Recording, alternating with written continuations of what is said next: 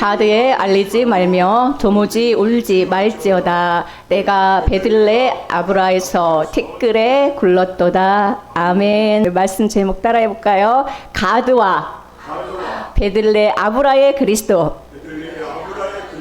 네, 조금 생소한 제목이거든요. 그래서 다시 한번 해보겠습니다. 가드와 베들레 아브라의 그리스도.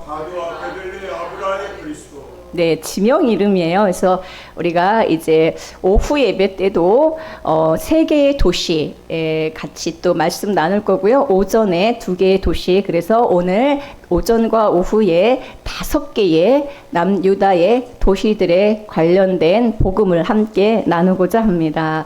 이제 오늘 함께 읽은 말씀은 미가서입니다. 구약 성경은 모두 39권이죠. 39권 중에 역사서가 17권이고 그 다음에 시가서가 5권이고 그 다음에 선지서가 17권이 있습니다. 그래서 모두 39권이죠. 선지자들의 기록, 선지서가 17권이 있습니다. 미가서는 선지서죠.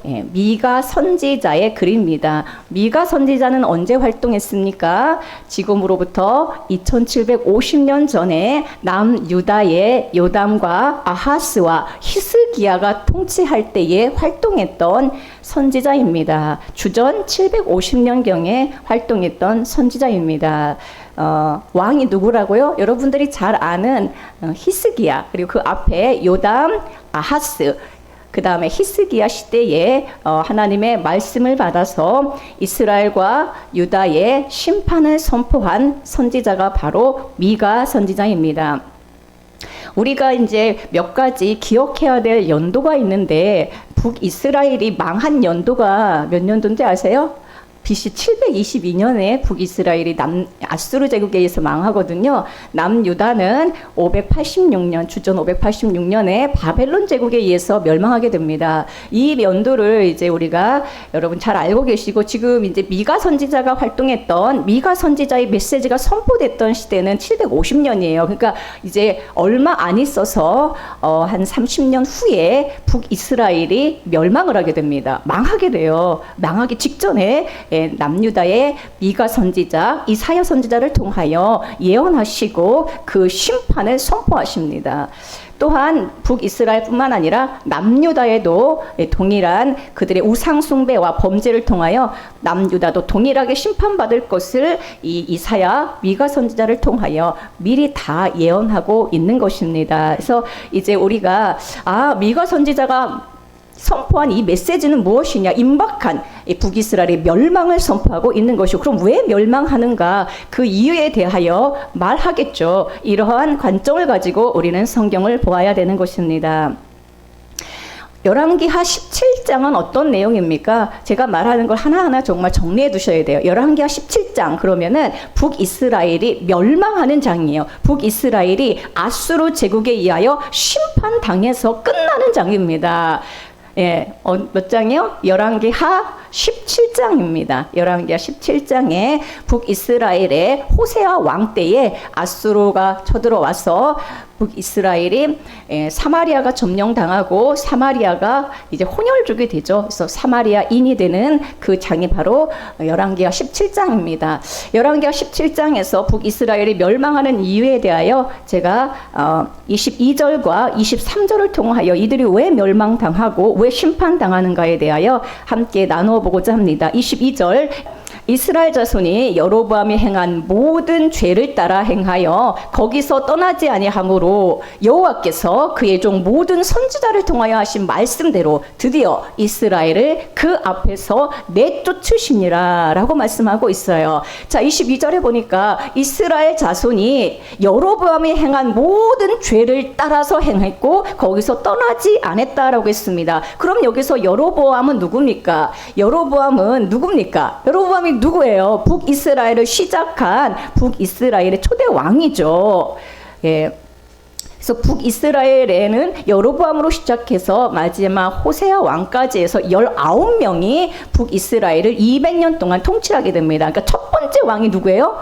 여로보암이라는 왕입니다. 근데 이 여로보암이 행한 죄를 따라 모든 왕들이, 다음에 이어지는 모든 왕들이 그 죄를 따라 행하고 그 죄에서 떠나지 않았다라고 했어요. 그럼 여로보암의 죄는 무엇입니까? 하나님께서 솔로몬 때에 나라를 북이스라엘과 남유다로 나누시면서 여로보암에게 주신 말씀은 무엇입니까? 1년에 세 차례 20세 이상 남자들은 3대 절기에 예루살렘으로 내려와서 함께 예루살렘 성전에서 하나님께 예배해야 돼요. 그런데 여로보암은 하나님이 주신 이 말씀을 지키지 아니하고 예루살렘으로 모여야 되는데, 예루살렘 하나님의 임재의 처소인 언약궤가 있는 하나님의 이름을 두려고 택하신 곳, 그곳 지정된 곳, 그곳으로 모여야 되는데 여로보암은 단과 베델에 예배 처소를 따로 만듭니다. 예배 처소를 따로 만들고 거기에 금송아지 우상을 만들어 놓고 여기서 예배하라고 정말로 하나님께서 가장 싫어하는 우상 숭배를 시작합니다. 그래서 단과 베델의 예배 처소를 만들어 놓을 뿐만 아니라 레위인들이 아닌 일반 백성으로 제사장을 삼고 절기도 하나님이 주신 절기대로 하지 아니하고 비슷하게 초막절이 7월 15일이면 8월 15일에 초랑절을 지키는 이런 그야말로 종교를 이데올로기하는 이러한 범죄를 저지르게 됩니다. 누구부터 시작하느냐? 여로보암 때부터 시작된 거예요. 그래서 북이스라엘 200년은 전체가 다 이렇게 하나님의 뜻대로 살지 못하고 완전히 하나님과 어긋난 그러한 모습으로 200년을 지나게 됩니다.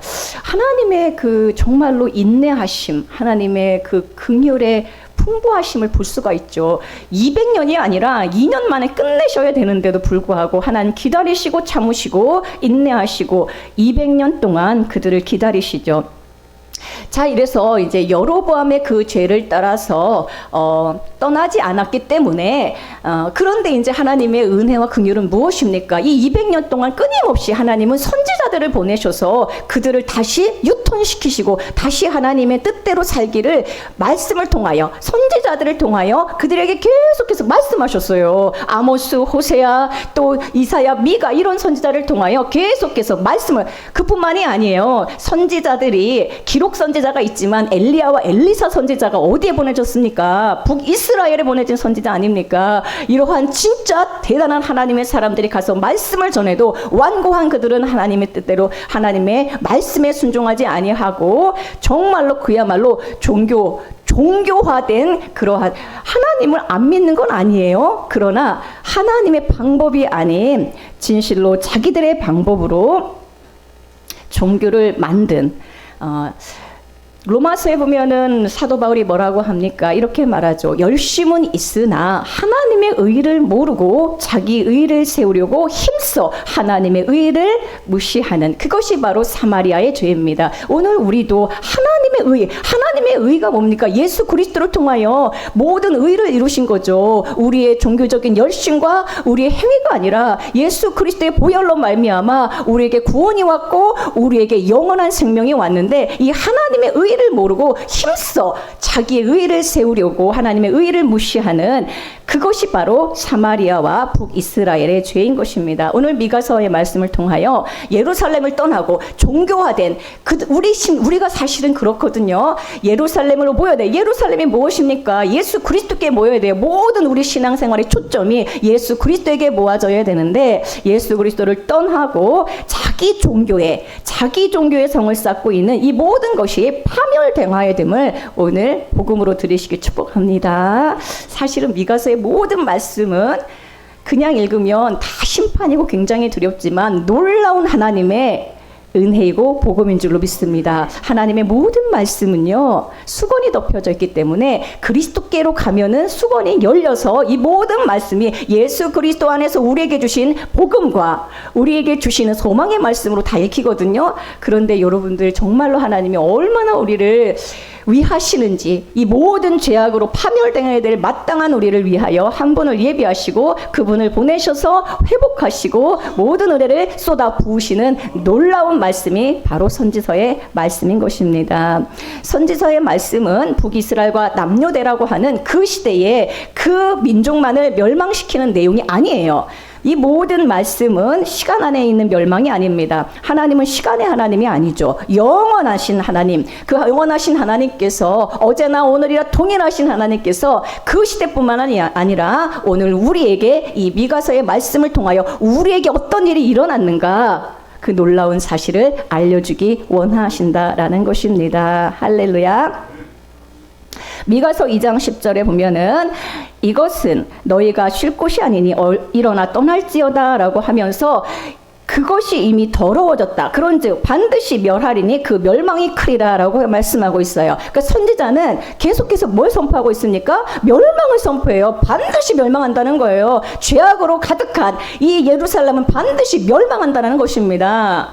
하나님의 뜻대로 살지 않는데 그대로 놔둔다는 것은 하나님의 공의에서는 없는 일이에요.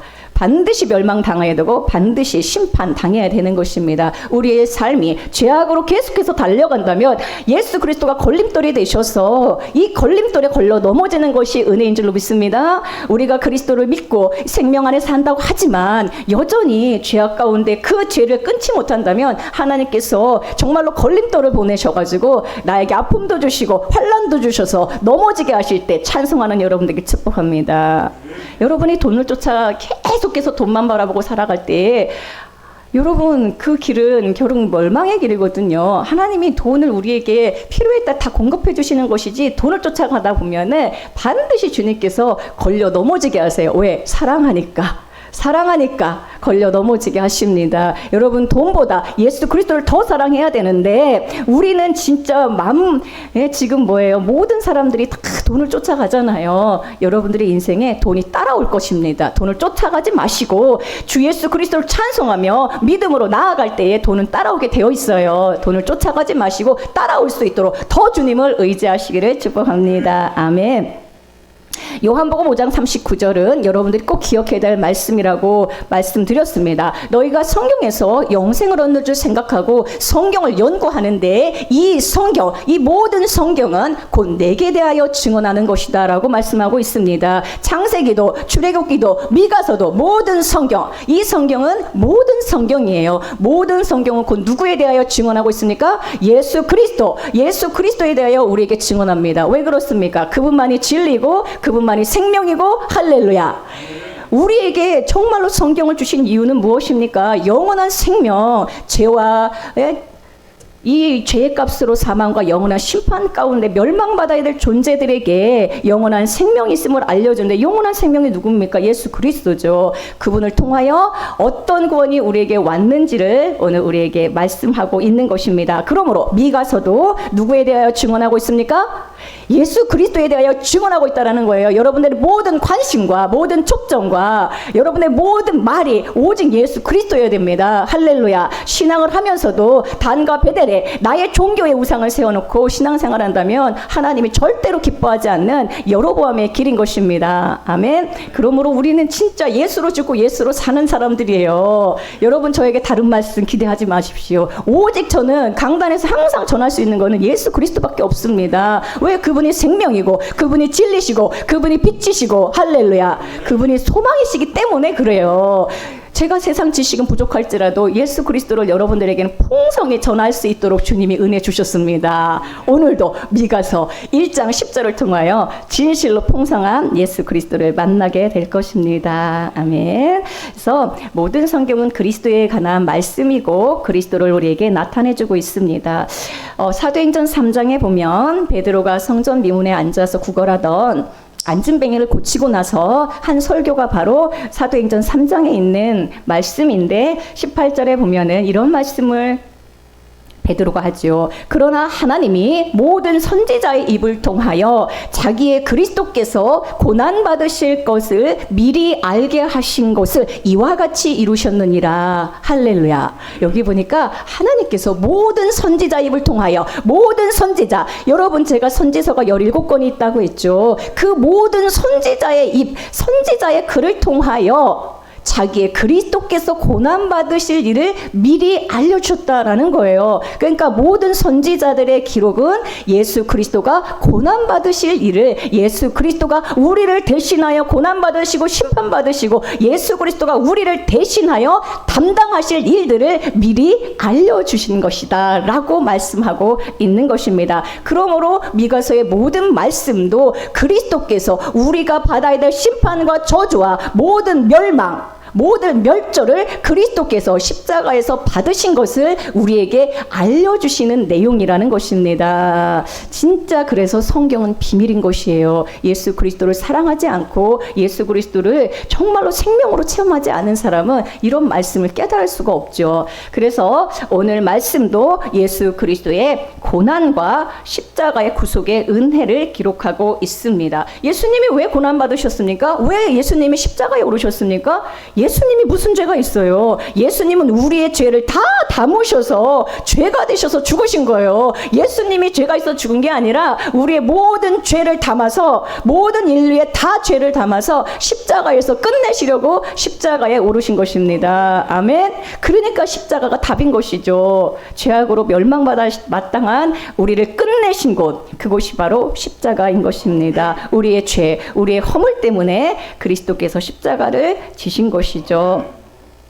오늘 이제 본문으로 들어가 보겠습니다. 오늘 본문의 말씀에 보면은 1장 10절에 이제 나오는 내용인데요. 1장 이제 9절까지, 1절부터 9절까지의 말씀에서 쭉 보면은 이제 3절의 말씀에 보면은 여호와께서 그의 처소에서 나오시고 강림하사 땅의 높은 곳을 밟으실 것이다 라고 하거든요. 왜 여호와 하나님이 그의 처소에서 나오십니까? 왜 강림하십니까? 이유는 죄악을 발로 밟으시고 멸망하고 심판하시기 위하여 나오시는 것이죠.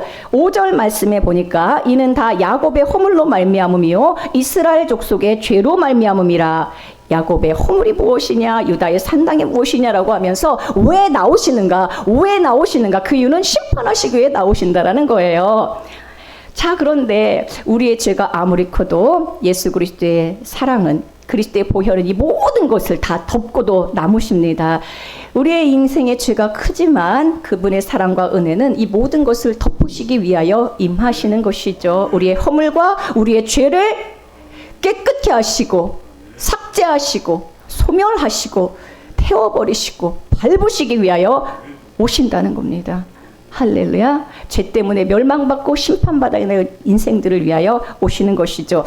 자, 10절부터 15절까지의 말씀에 보면은 이제 남유다가 심판을 당하게 돼요. 북이스라엘이 멸망당할 뿐만 아니라 남유다도 그들의 범죄함을 통하여 남유다도 동일한 심판을 당하게 됩니다. 북이스라엘은 722년에 멸망당하고 남유다는 586년에 150년 후에 멸망당하게 되거든요. 근데 미리 미가 선지자를 통하여 남유다의 도시들이 이렇게 다 파멸당하고 황폐화되고 이 모든 도시들이 다 파괴될 것을 예언하고 있어요. 그게 1장 10절부터 15절에 있는 10개의 도시들입니다. 여기에 보면은 10개의 도시들 우리가 이제 아는 도시도 있는데 거의 여러분 모르는 도시일 거예요. 왜냐면은 성경에 한 번밖에 안 나오는 도시들이 대부분이거든요. 함께 한번 읽어보겠습니다. 10개의 도시들이에요. 읽어볼게요. 시작. 가드, 베들레, 아브라, 사빌, 사난, 벳에셀, 마롯, 라기스, 가드, 모레셋, 악심, 마레사. 이게 남유다에 있는 예루살렘과 아둘람 이 동굴 사이에 있는 10개의 도시들이거든요. 이 10개의 도시들을 특별하게 언급하면서 이 10개의 도시들이 완전히 다 황폐화될 것이다, 멸망당할 것이다 라는 것을 이제 미가 선지자가 말씀하고 있습니다. 왜 그렇습니까? 허물과 죄악 때문이죠. 그래서 이들은 결국에는 바벨론 제국에 의해서 사실은 다 멸망당합니다. 그런데 아까 말씀드렸듯이 이 모든 것은 예수 그리스도를 우리에게 나타나고 있고 그분이 이 모든 것을 담당하시고 십자가에서 끝내시는 복음입니다. 10개의 도성들을 우리는 하나하나 차례대로 볼 것인데요. 오늘은 가드와 베들레, 아프라 두 도시를 볼 것입니다. 그리고 오후 예배 때는 사빌, 사난, 벳에셀 이 3개의 도시를 볼 것입니다. 그 다음 주에는 나머지 5 도시를 볼 것입니다. 이 10개의 도성들을 우리는 순례하면서 예수 예수 그리스도 구주가 이루신 구원의 여정들을 순례하게 되는 것이에요. 성지 순례를 하는 거예요. 아, 이곳에선 이런 구원을 이루셨구나. 이곳에선 이런 구원을 우리에게 이루셨구나. 이 놀라운 비밀을 여러분들은 알게 될 것입니다. 구약의 모든 도시들은 여러분들이 구약에 있는 도시들을 이제 구약에 있는 많은 이제 지명들을 알게 될 텐데 사실은 우리가 알고 있는 도시들을 굉장히 국한되어 있어요. 근데 정말로 많은 그 지명들이 나오거든요. 근데 이 지명들은요, 하나하나가 다 의미가 있어요. 그리고 예수 그리스도의 사역을 드러내는 모든 단어들이 다 그래요. 여러분들이 몰라서 그렇지. 제가 하나하나 알려드리는데 특별히 이번 주와 다음 주에 이 유다의 10개의 도시들, 이 도시들에 담겨있는 의미가 과연 무엇인가. 예수 그리스도의 구원의 그 여정이 이 안에 담겨 있는데 여러분들이 이번에 10개의 도시들을 잘 여러분 새길 수 있기를 바랍니다. 아멘. 자, 무엇을 그리스도가 담당하셨는지 10개의 도성들을 통하여 우리 알게 될 것이에요. 첫 번째는 10절입니다. 다 같이 읽어볼까요? 10절 말씀 시작. 가드에 알리지 말며 도무지 울지 말지어다. 내가 베들레 아브라에서 티끌에 굴렀도다. 할렐루야. 여기에 보니까 두 개의 도시가 나오죠. 가드입니다. 하나는 가드이고요. 또 하나는 베들레 아브라입니다. 그래서 이 내용을 잘 보면 첫 번째 가드에 알리지 말라고 해요. 울지 말라라고 말합니다. 자, 이 도시들, 이 단어들이 상징하는 의미가 있는데 가드라는 말의 뜻은요, 말하다 혹은 기뻐하다라는 뜻이 있어요. 뭐예요? 말하다는 뜻이 있어요. 가드가. 무슨 말이요? 가드, 말하다라는 뜻입니다. 그래서 이 가드라는 도시는 기뻐서 자랑하며 말하는 도시, 막 말하는 거예요. 막 기뻐가지고 막 서로 말하고 자랑하는 게 바로 가드라는 도시입니다. 왜 그러냐면은 가드에는 포도주 틀이 유명해요. 포도주를 짜는 틀. 그래서 포도주를 짜는 도시예요, 이 도시가. 그러니까 유대인들은 이 포도주가 얼마나 그들이 가장 이 포도 열매를 수확하는 게 가장 기쁨 절기잖아요. 예? 그래서 이 포도의 그 즙을 짜는, 그러니까 포도즙을 짜면서 막 서로 말하면서 기뻐하면서, 예? 서로 막 이야기하는 거, 그게 가드라는 도시 안에 담긴 뜻입니다. 쉽게 말하면은 기뻐가지고 말하면서 자랑하는 거, 자랑하는 게 가드 도시예요. 그러니까 한가운데도 쉽게 말하면 자랑의 도시예요. 에? 우리가 말하면서 내 허물을 막 들춰냅니까? 아니면 조금이라도 자랑할 게 있어갖고 자랑합니까? 우리 보통 그러죠. 조금이라도 내세울 게 있으면은 자랑을 하죠. 이 가드라는 게 그런 뜻이에요.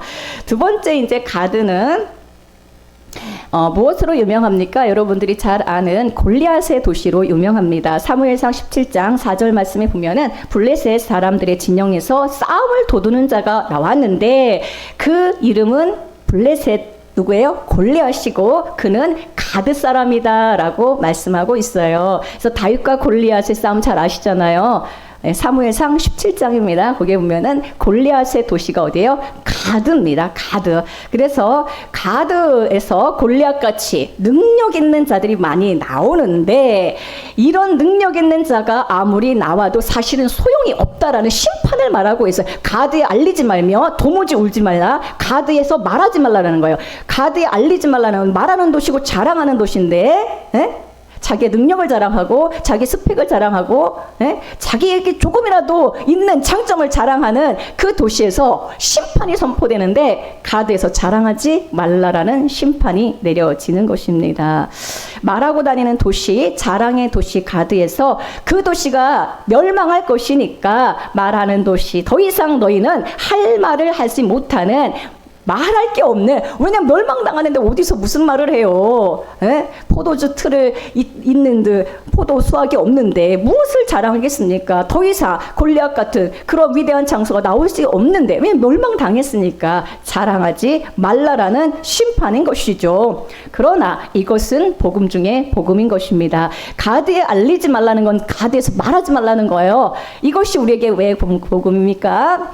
우리는 전에 가만히 한번 생각해 보세요. 우리는 전에 나를 자랑하던 사람이었어요. 내가 가진 게 조금이라도 있으면, 내가 가진 지식이 조금이라도 있으면 예수 그리스도를 자랑하는 게 아니라 나를 자랑하고 내 가진 재산이 조금 있다면 그 재산 가지고 자랑하는 자들이었고 자식이 조금이라도 잘 되면 늘 만나서 얘기하는 게 자식 자랑이었거든요. 그런데 이 가드에서 말하지 말라라는 것은 우리에게 진실로 이 모든 자랑을 끝내주시겠다는 복음인 것입니다. 십자가를 만나면 그리스도의 십자가를 만나면 가드 주민으로서 나의 자랑이 아니라 이제 그리스도가 나의 자랑이 되게 하신다는 은혜의 말씀인 것입니다. 우리는 사실 다 가드 주민이에요.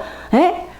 어떤 면에서 가드 주민입니까? 나를 자랑하는 가드 주민이 아니라 우리 십자가에서 이미 끝났어요. 옛사람이 끝났어요. 그러므로 자랑할 게 뭐 있어요? 끝났는데 십자가에서 끝난 사람이 무엇을 자랑합니까? 그러면 우리는 무엇을 자랑합니까? 우리는 가드 도시의 주민으로서 십자가가 나에게 적용된 것을 늘 보여내는 사람이 되어야 돼요. 십자가가 내 안에 있으므로 우리는 십자가를 자랑하는 자가 된 줄로 믿습니다. 그러므로 그리스도를 만나면 자기의 자랑을 멈추게 하시고, 할렐루야죠.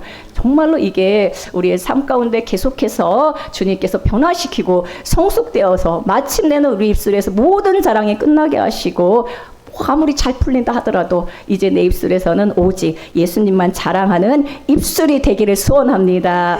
십자가 외에는 자랑할 것이 없는 존재, 그것을 주님께서 십자가에서 이 모든 것을 끝내버리셨으니까 가능한 거예요. 여러분, 우리가 예수 그리스도와 함께 십자가에 못 박혔나니 그런즉 이제는 내가 산 것이 아니요 내 안에 그리스도께서 사시기 때문에 옛사람이 끝났는데 자랑할 게 무엇이 있어요? 내가 아무리 대단한 골리앗 같은 장수라 할지라도 끝났는데 무엇을 자랑하겠습니까? 우리는 내가 가진 무엇도 이제 자랑할 것이 없는 자로 주님이 심판하셔서 이제 우리는 그리스도만 자랑하게 된 자인 줄로 믿습니다. 얼마나 감사합니까? 저는 너무 감사한 거예요. 우리가 신앙생활 하면서도 교회 안에서 신앙의 연수도 자랑하고, 나의 신앙의 어떤 그 종교적인 열심도 자랑하고요, 자녀 자랑하고 돈 자랑하고 얼마나 자랑질들을 많이 하는지 아세요?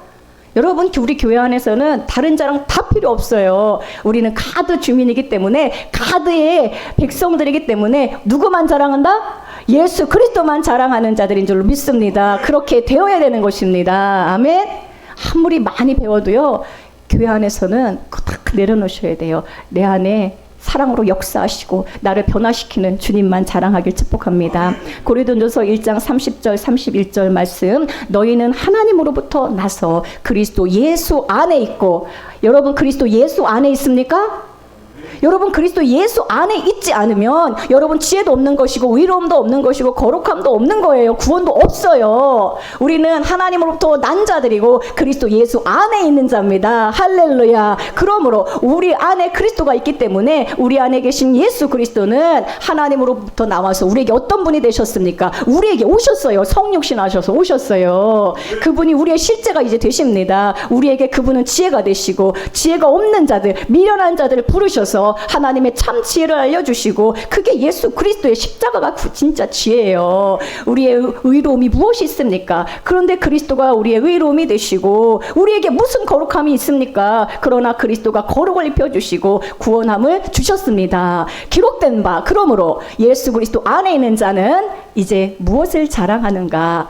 자랑하는 자는 주 안에서 자랑하라. 할렐루야. 주 안에 있는 자는 주 안에서 자랑해야 되지 나를 자랑할 게 없는 것입니다. 할렐루야.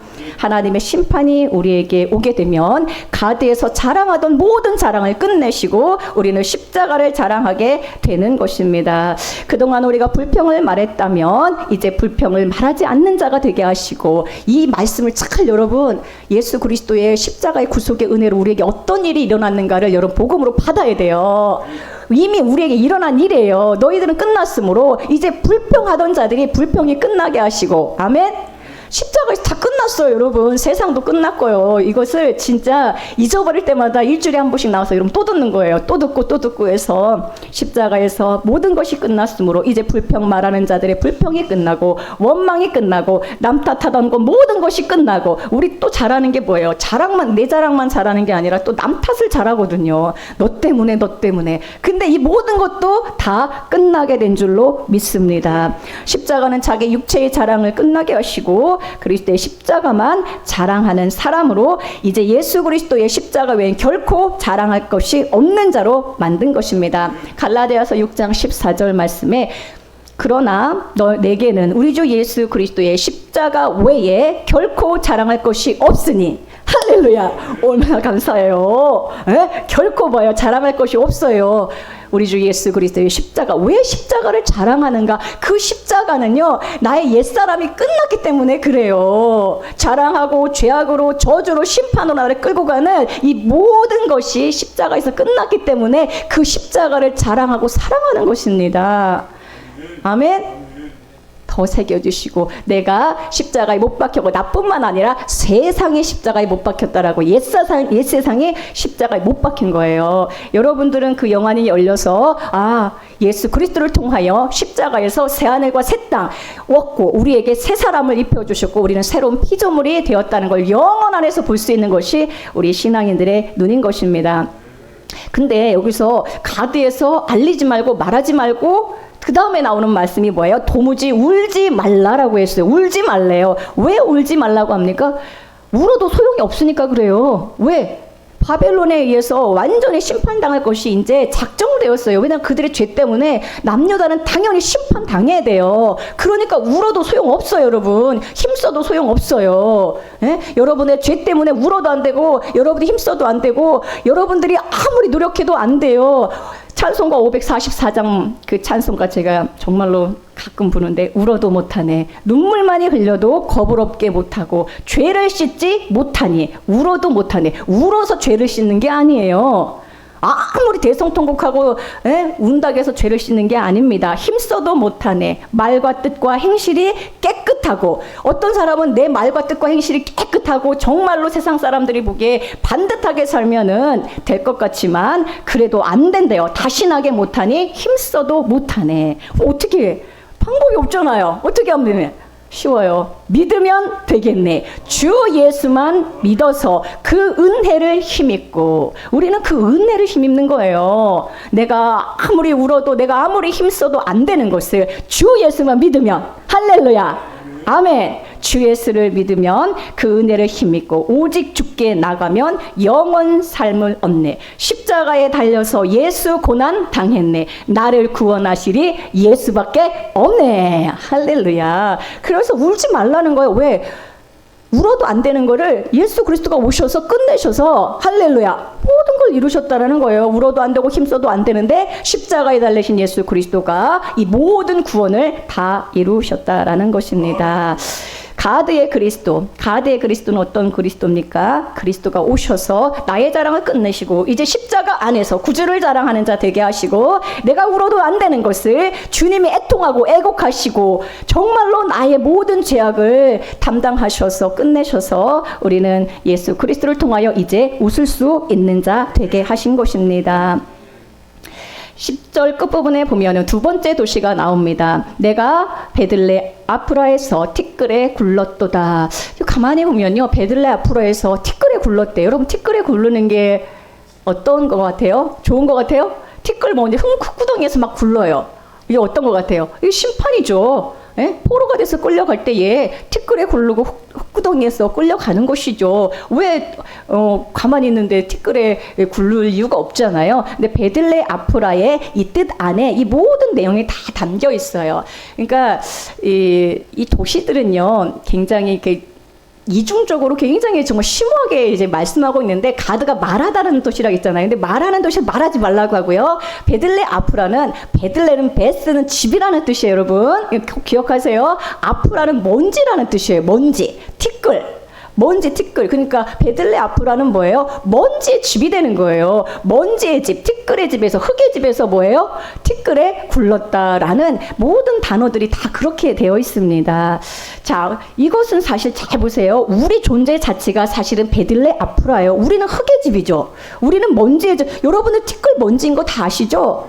이걸 모른다면 성경을 안 읽으신 분들이에요. 우리는 흙이고 우리는 먼지고 우리는 티끌에 분가하거든요. 그러니까 우리는 티끌의 집이에요. 우리가 그러니까 먼저 이 말씀을 통하여 내가 흙의 집이라는 것을 알게 되어지고, 근데 흙의 집, 먼지의 집에서 내가 티끌 먼지에 뒤집어 쓰고 구를 것이다. 흙바닥에 먼지구덩이에서 구를 것이다 라는 심판입니다. 바벨론이 와서 너희들의 그 죄악 때문에 너희들이 이렇게 심판당할 것이다 라는 내용입니다. 예수 그리스도 밖에서는 굉장히 처참한 심판이죠. 예수 그리스도를 믿지 않는 분들에게는 여러분들의 인생은 믿지 않으면 이 티끌 먼지 흙구덩이에서 구르는 인생으로 앞으로 쭉 가게 될 것입니다. 얼마나 무섭습니까? 그러니까 빨리 예수님 믿으세요.